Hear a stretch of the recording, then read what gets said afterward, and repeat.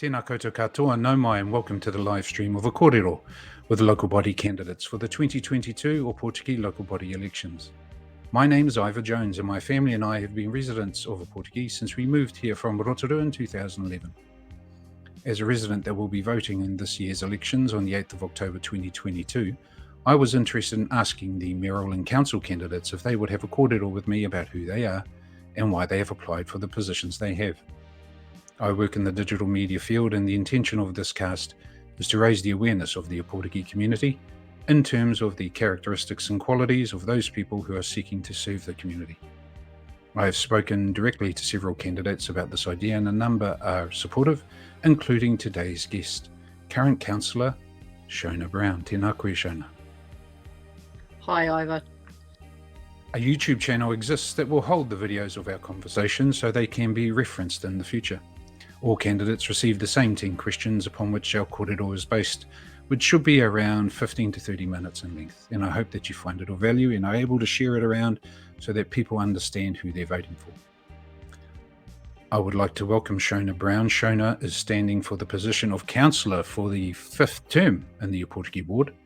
Shona states that we need an engaged and proactive council who, through democracy and teamwork, along with good advice, will make informed decisions best suited to Ōpōtiki. Tēnā koe, Shona. Here's question number 1. Who are you and why are you running in this election? Hi. As you've already said, Ivor, my name is Shona Browne and I am married to Jerry for 52 years. I have 2 daughters and I have 5 grandchildren. I was born and raised in Ōpōtiki and educated. I'm a 5th generation Parkinson, and recently, with the help of Tiriaki Amuamu from the Whakatau Maori Trust Board, he has traced my ancestors back to my grandmother, Annie Mucker's side, being at Ōpapi at the time of the confiscation. I found that to be really special, and I'm now registered with the Whakatau Maori Trust Board with my primary hapu and marae is Ngātai Patu Moana Waiawa Marae. So that's really special, and I always knew that we had affiliation with Whakatau, but now it's been proven, and my sincere thanks to the Aki for helping me find that. And obviously I have a lot of work to do to find out a little bit about my past on that side of the family.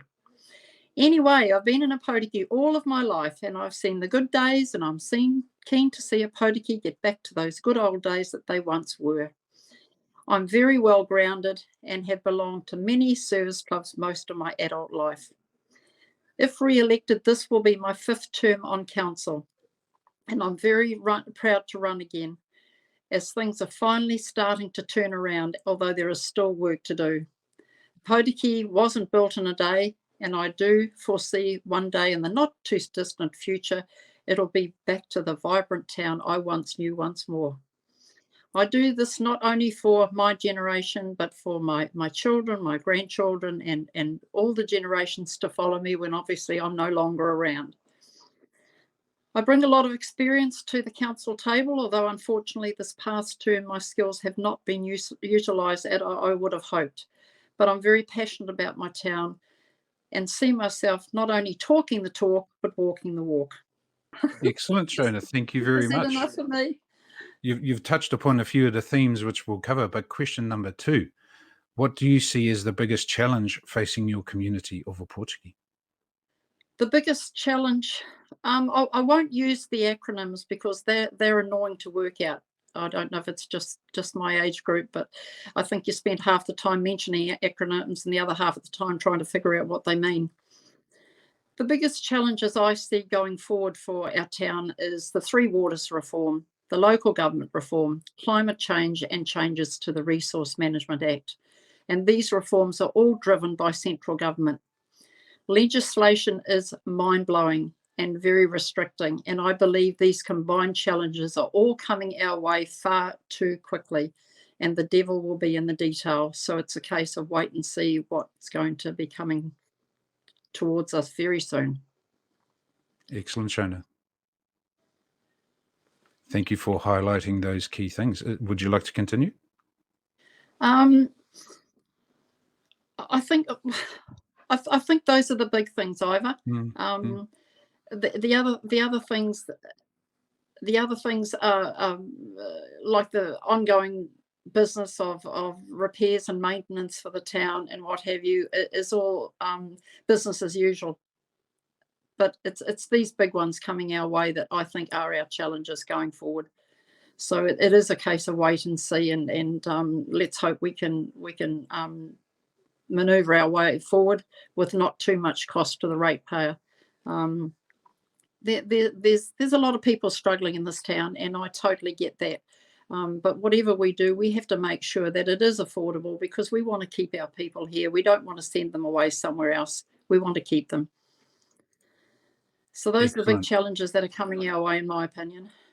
Thank you very much, Shona. Question number 3. If elected, what do you hope to achieve by the end of the 3-year term? This will be your 5th go. By the end of the 3-year term, what do you want to see?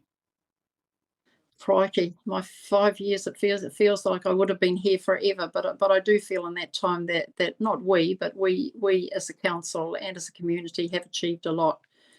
I think the main things we need to do to consider that we have to continue delivering and maintain essential services to the town, to grow, to keep the unemployment level to level way down, which I believe it is now, which is really neat, and have healthy homes rather for our families to live in, whilst doing our best to keep the rates at the affordable level. I want Ōpōtiki to be the best place to live, love, play, work, and retire. And it was that way once, and I believe it can be that way again. And together we can do this. We have to be very wary, though, with all these new builds that we are enjoying are fantastic, thanks to the Provincial Growth Fund, but it will need ongoing maintenance, and that will come at a cost to us, the ratepayers. There's that little saying is there's no such thing as a free lunch that comes to mind, but it has given Ōpōtiki a really good start to get to the better times ahead. Excellent. So that's what I hope to achieve. No, that's fantastic. Thank you very much. Yeah. Question number 4. What do you think the role of local government is in shaping the future and success of the community of Ōpōtiki? That's actually a difficult one for me anyway to answer. It's always been a challenge. And just looking at the harbour, keep in mind that I have almost completed 4 terms on council. It's taken our council 3 business cases and over 10 years to get the funding for the harbour. It's taken time, gut determination and commitment, and a great deal of money to get the key people, including our own, to work on our behalf. Over the terms of the time on council, I have to admit I have not met many MPs from both National or Labor, being the front runners. All are very nice people, very pleasant people, and appear to listen to us. But it seems that when they cross the bridge out of Ōpōtiki, there's not a lot that they do actually do for us. We tend to have to do a lot of it on our own. But then in saying that, it's like anything, there's always a group that have to work together to get those objects over the line. I think the most frustrating thing for me over that 4 years, and not any particular term, was basically when we were looking for the harbour to be funded, we would get questions sent by one department or another asking certain things or challenging things in our business case. The team would get together, they would answer these questions, they would send what they would perceive as very good answers back to Wellington. And then just a couple of months later, you would hear from another government department, all within the beehive, asking exactly the same questions, which frustrated the heck out of me, to be honest. I remember flippantly saying, why can't they just get out of their chairs, walk across the hall to that particular department, sit down, have a chat about it, work together through their questions and our answers, and just get on with it? But it doesn't seem to be that easy. And hence it's taken that time to get it across the line. Just the long delay is very, very, very frustrating, in my opinion. Number 5, what do you think is your most important attribute that you see as an asset or contribution to the council table? This is what my husband terms as being a high specialist and nothing to do with our eyes. I've obviously been around for a while, there's no hiding that, and I'm very proud of the years that I carry, but in that time I've learnt many life skills. I was in business, Ōpōtiki Realty Limited, for a number of years before realising that one too many recessions was just too much for me. I didn't need the stress and it did affect my health, so I closed my doors. But during that time, I had sponsored many events, clubs, individuals trying to achieve their goals, and also attended Massey University and got my diploma in business studies, graduating in 1996. Through those times, I met a lot of people and had relationships with many that I worked with a long time ago. Also, recently, someone has seen the article in the Ōpōtiki News about me being a manual telephone exchange operator. Well, before we went automatic, I was working alongside 38 others, men and women, and it was great. It was great. I'm a good listener. I'm a good communicator. I listen to both sides before giving my opinion, and I believe that that is very important in life, not only around the council table. It's often said that councillors don't listen, which I get a little bit upset about, because nothing could be further from the truth. We do listen always, but it's not easy when it comes to that table. I've been a Justice of the Peace for many years, and my services are used in a number of ways. I've been in service clubs all my adult life and held positions of leadership from local to international level. One position I held for 2 years, not concurrently, was the position of Cabinet Secretary for the late Jim Towsey when he was District 202L District Governor for Lions. I certainly learnt a lot in that position because our district covered the whole of the Bay of Plenty and the Waikato areas, which was 74 Lions clubs, of which I liaised with presidents, secretaries, and the 1,500 club members. Those were busy times and I loved it. I've always enjoyed a challenge. I've driven for St Vincent de Paul for approximately 7 years before the St John's shuttle came to town. I was on the Growing Through Grief Committee for some years and a member of the District Licensing Committee for 8 years, relinquishing that role just a couple of months ago. I've been on all the school committees when my daughter's obviously much younger, including Ōpōtiki Primary School PTA and then the Ōpōtiki College Home and School Association. This included many fundraising events and so different to what it is today. So I believe that and life skills, I actually have a lot to give, and I enjoy it. I'm certainly not tired of it. I love people. I love the town. The town and the people, well, you're just all one. And we're a mix, and we're a mix that works. And I absolutely love and I'm proud to live here. Excellent. Thank you, Shona, for that.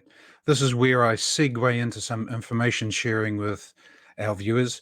I encourage people to come to the Ōpōtiki District Council.govt.nz, odc.govt.nz, and come to the 2022 elections. Press that button, go down to the nominated candidates. If you're interested in looking at all of this other information, I encourage you to have a look so that you're fully informed. Go to the nominated candidates, roll down here, and you'll see that Shona is one of their candidates. So I encourage everyone to come and have a look and check it out. Thank you very much, Shona. Question number 6. How do you envisage working with other councillors, especially when you don't agree? Oh, that's a curly one. I think I may have answered that question partially in your previous question, Ivor. I've always enjoyed being part of a team. I've never looked at being a leader of a team. I just want to be one of the team because, we all know what the meaning of team means. Together, everyone achieves more. I have worked with teams, not in my working life, but in my community services life. I am respectful of others' opinions. You would have noticed that I, along with Barry House, support David Moore's bid for the next Mayor of Ōpōtiki. I have to reiterate that we are not running as a team at present. At a council table, we don't always agree, and that's the way it actually should be, but we are all very much part of a team. The nice thing about it is that if we vote against each other, we we might give each other a little bit of ribbing at the table where we have a cup of tea or coffee and a biscuit afterwards, but we do respect each other's opinions. And over the last 12 years that I've been in council, I've never been aware that any differences opinion has gone from outside the chambers. So I'm very, very happy to work as part of a team. Excellent. Question number 7, what are your thoughts around the role of local and central government? You've touched on that a little bit. What could be improved? I think listening. I think all they need to do is listen. I think they tick their boxes when maybe on their calendar it's to go and see this council this day and this council the following day, and it is good to see them, but I don't think we see them enough. I think we get more told what we have to do, but I think they absolutely fail when it comes to the listening side of things. They really do not listen to us. I find that very frustrating, and sometimes you feel like you're talking to the wall, but very, very pleasant. But yeah, I really can't elaborate on more than that. They just need to listen to us. They need to listen to our needs, not only for one aspect of the community, but for everybody. Question number 8, how would you lead your community through challenging times, such as a natural disaster? That's a real curly one, considering we've just been through one and actually still coming out the other side, really. What happens with regards to a disaster like the one that we're still trying to see the end of is that the civil defence actually overrides local government. And civil defence are a pretty neat outfit. They are meeting and working on ways to improve their delivery all of the time. So as we've come through COVID during lockdown, because I was on the wrong side of a certain age, I and my husband had to stay home, which was pretty frustrating for me because I quite like to get out there and get my hands dirty and get involved with things, but was told by my mayor to go home and stay home. Probably the one time that I actually did listen to what someone told me to do. But council staff are well trained in affairs of civil defence. I've seen them at work, and I can't remember what we had a couple of years back, but I went into council to have a look actually, and the whole chambers was all decked out like something I hadn't seen before, with people sitting in front of their computers, all absolutely knowing what they're doing. And yeah, I felt really good that the staff knew what to do and they knew what advice to pass on to us when it was needed.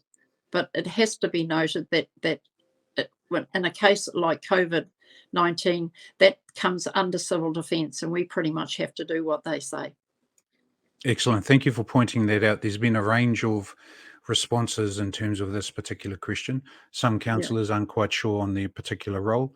They're not quite sure about other agencies that might be involved, but it's nice to hear that you understand what your role is and what the role of other organisations are in terms of a natural disaster and managing one. Absolutely. It doesn't stop one from making sure that their neighbours are okay, particularly if you've got infirmed neighbours, just to make sure they're doing okay, and just keep their pecker up, basically. Just have a few laughs and share a few jokes across the fence and what have you. We had one neighbour on one side of us that knew that I loved limes, so every other day I'd find a lime on my back lawn with a rugby ball or something or other on it, and a funny face. So we had ways, we created ways that we could keep in touch with each other. My family came up a couple of times actually, and we set our tables out the front yard on our concrete pad, and they had one table, we had another table. We bought our food, they had their food, and we just laughed and joked, but we were all at the required distance and did not come any closer than the required amount. So there was ways to get through it, and that's the private way of getting through it. Your neighbours are very important in times of disaster. So if you can't do what you want to do, like we found out during the COVID lockdown, you do the best with what you've got. Excellent. Thank you, Shona. Question number 9. How do you plan to connect with all parts of your community to ensure their voices are heard? listening, basically. I do a lot of that in my role as not only a JP, but as a member of the Lions Club. I have a lot of people that contact me for one reason or the other. Most times, I'd say 7 times out of 10, I'm able to help them with any query that they may have. It's a council query, then I take it obviously to council and follow it up for them. But if I can't, I'm always able to refer them. I suppose that's the benefit of being around the town for a long time. You know a lot of people, you know their passions, and if someone can help someone else, I'm right up there to try and do that. It's just in my demeanour to do that. But I do engage a lot. I don't go out door knocking. I've never done that. I'm just uncomfortable about it. It's just not something that I do, not because I don't want to do it. I'm just uncomfortable doing it. In my real estate career, had to dodge a few dogs as I was going into properties, and that made me, very wary of going. Yeah, I'm just a bit nervous about that. But my engagements is in other ways, like meeting people at our Lions Market. I enjoy sport. There's a real sport fraternity that I like to consider that my husband and I are part of. We just do a lot of talking, and I absolutely follow sport, in particular rugby, if it hasn't come up at any other time. And I absolutely love endorsing our young people that are doing so well, not only at rugby, but their other chosen sports, not only at club, province, but national level. I'm so proud, so proud when I hear the name of Ōpōtiki mentioned. And we have so much talent. It blows me away with the amount of talent we've got, not only sport, but arts and everything, absolutely everything. It just warms my heart when I see so many young people coming through and representing the town in such a positive way. I think we easily deal on the negatives. So I'm not one to deal on the negatives. I'm always one to deal on the positives, because you can't change what happened yesterday, but you can make an influence on what happens tomorrow. Excellent. Our last question, Shona, and thank you very much. We're making really good time. 23 minutes. The last question. Elected members must act in the best interests of their community and declare any interests that could be perceived as a conflict to being impartial. Do you have any interests that could be perceived as a conflict to being impartial? Short answer, no. The only conflict of interest I have no conflicts of interest. The only one that I did have was last year when I was an Ōpōtiki Lions member. I had to declare at the beginning of the meeting, when we were asked to declare any items of interest on any item of our agenda. I had to declare that I was a member of Ōpōtiki Lions because the item on the agenda was the demolition of the building in Potts Ave, the Lobucks building. That was really hard, although I did acknowledge Mayor Lynn for giving me the chance to have a say. But when it came to the voting, I wasn't able to vote. Unfortunately, I found out from people much wiser than me after that I could have voted. I did not have a conflict of interest. Would that have made a difference to the outcome? Who knows? But it just is what it is, and it felt right to declare that conflict, even though in my heart I didn't want to do it. But when you're at the council table representing the whole of the community and the district, you've got to do the right thing. And I did the right thing. So you can only do your best, Ivor. You can only do your best. Are you a member of Voices for Freedom? No, I'm not. No. You'll have to tell me all about that. Are you a member of the Freedom and Rights Coalition? No. I actually don't know what those organisations are at all, so definitely not either. Well done. No. Good that you don't know about them. Thank you. I'll leave it there then. We are at the end of our 10 questions, Shona. Thank you very much. I know we were a bit concerned that how this will be managed, but we've gotten there, I think, in really great time. Thank you very much for giving me your time to share the qualities and characteristics that you have to contribute towards your 5th term of being involved in the governance of Ōpōtiki. So I thank you very much for giving me your time and sharing your thoughts with our wider audience around who you are and why you're continuing to apply for this position and what you can offer. Thank you very much for that. Thank you, Ivor. I really appreciate the opportunity too. Thank you. I'd like to thank whānau for tuning in, and I hope that you are more informed about our candidates and that this has helped you to make an informed decision when you go to the ballot box on the 8th of October. If you haven't already voted, please like and share, get it around your whānau. Ngā mihi, Shona. Thank you very much for coming along. Thank you.